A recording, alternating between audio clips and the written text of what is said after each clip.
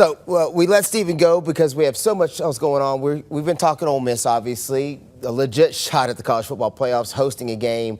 They still have to handle their business. So still got 2 games, still got to take care of business. Absolutely, but we have to talk about a team that did not handle business. Correct. And we got to talk about Memphis. The Tigers dropped another conference game, which pretty much puts them out of the mix of making the college football playoffs. Yeah. So let's talk about what's next for Memphis. Now, technically, don't do the if air quotes. They win out and they got to have too much help. South Florida has to lose again. Too much help. Tulane has to lose again. There's 4 Navy teams has with to 1 lose loss.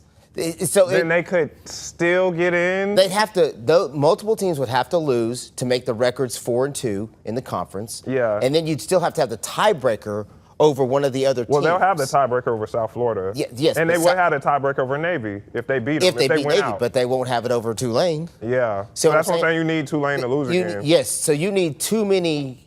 It's way too much help at this point in time just to make it to the conference championship game that you still have to win. Yeah. And then you still got to hope that James Madison isn't the team that gets the nod to go for the And I think a lot of people were sleeping on James Madison and made it seem like, okay, the group of 5 is going to be the American. But now you sit here, James Madison 9-1. Yes. Why not? And they're like, why not us? Why y'all not putting any respect on us?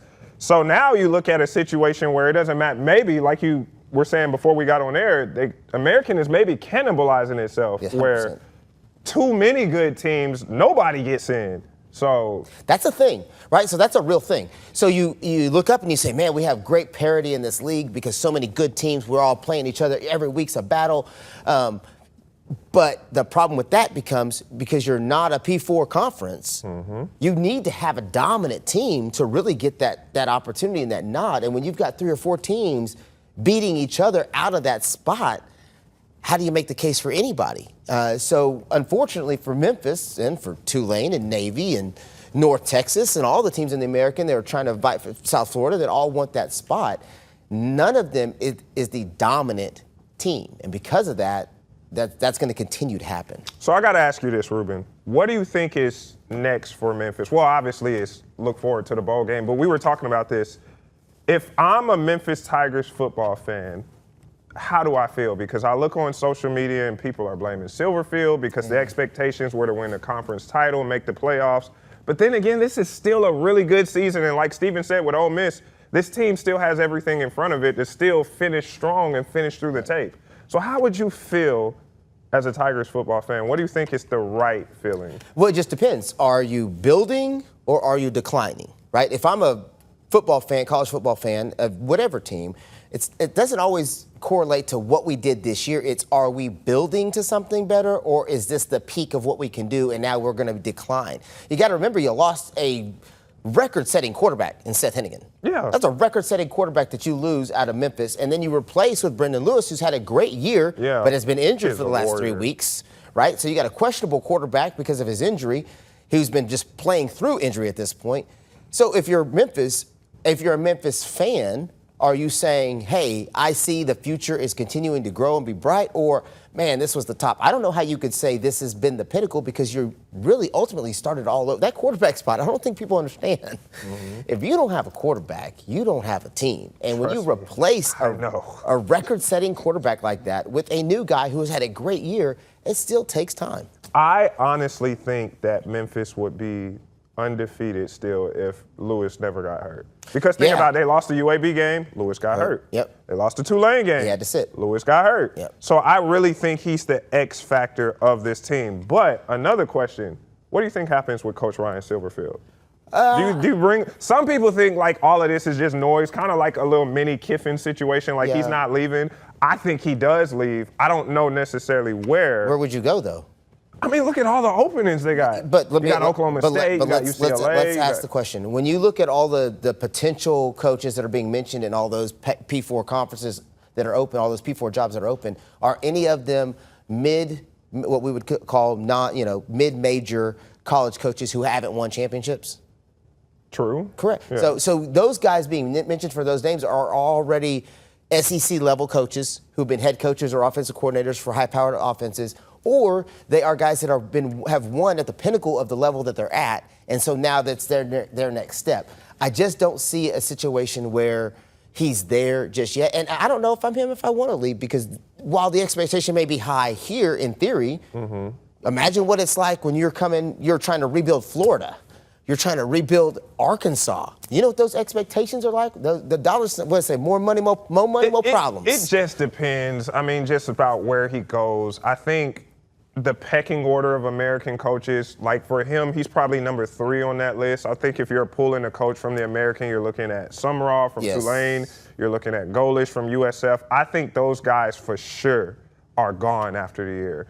Silverfield, I just think because of the openings, he might be gone. And the time, it might just be the time to go, because Memphis has posted consecutive winning seasons, but they can't get over the hump. So you don't want to overstay your welcome, and then now he ends up getting fired. Now you can't get a job. Exactly. You know what I'm saying? And then maybe his predecessor, Norvell, he's probably going to get fired at Florida State. Does Memphis be like, you know what, come back to us?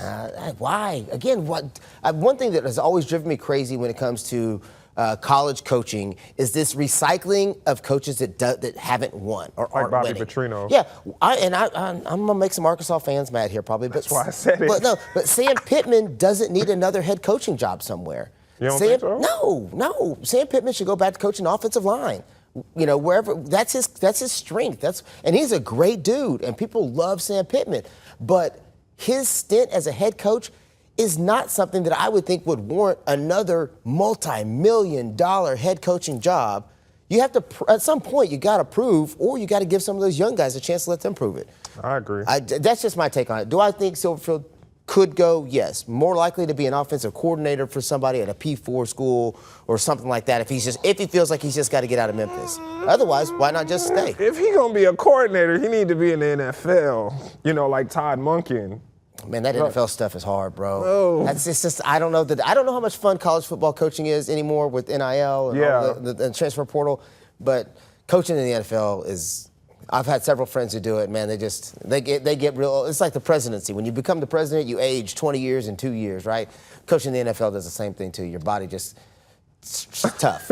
Let's talk a little bit about the projected bowl game for Memphis. I was just about to say, because like Norvell, Florida State. That's who Memphis is projected against. And it's crazy because if you look at Florida State, and I know you tease Pepper all the time because she's a Florida State fan, you would think Florida State isn't even bowl eligible, you know what I'm saying, because of the season that they're having and the Fire Norvell things, but they're projected to play Memphis. Wouldn't that be something?